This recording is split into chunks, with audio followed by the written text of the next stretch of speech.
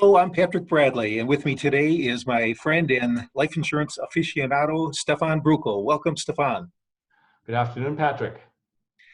So in the last episode, we were talking about the numerous changes in the life insurance industry, and the changes are rapid, meaning in the past, insurance carriers used to give producers and their customers months of lead time, and now it's turning into days and weeks, which led me to think that today's conversation is going to be focused on what is the next step. So if an advisor of ours has a customer or a client that wants to add to their life insurance program, what would be the next logical step, Stefan?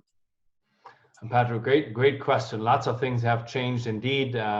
We're all working from home, or many of us are working from home, and the insurance industry has recognized they need to change their somewhat antiquated method of application taking and bring it into the modern age. It is 2020 after all.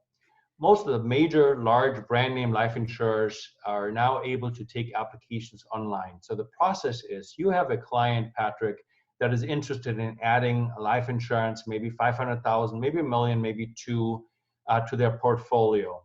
You would gather some basic information such as their name, date of birth, social security, health status, and foreign travel. And then you would provide that basic information to the insurance company.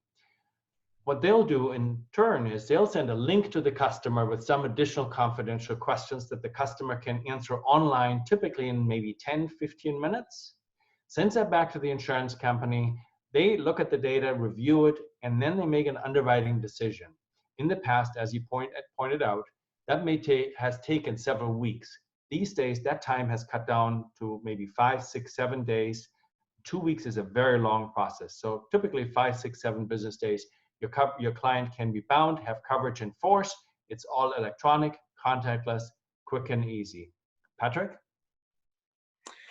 You know, maybe next time we could talk about the underwriting process. So if the insurance carriers are not taking exams, what are they using to make their underwriting decisions? But we can cover that next time. So one question that I do have, Stefan, is, so let's say a client does want to try to get $2 million of coverage. Is it possible to get a $500,000 from carrier A, another $500,000 from carrier B, et cetera?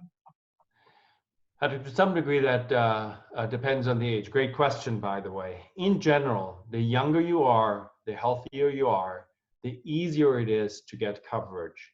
So let's hypothetically say you have a young professional attorney who is looking for $3 million worth of coverage.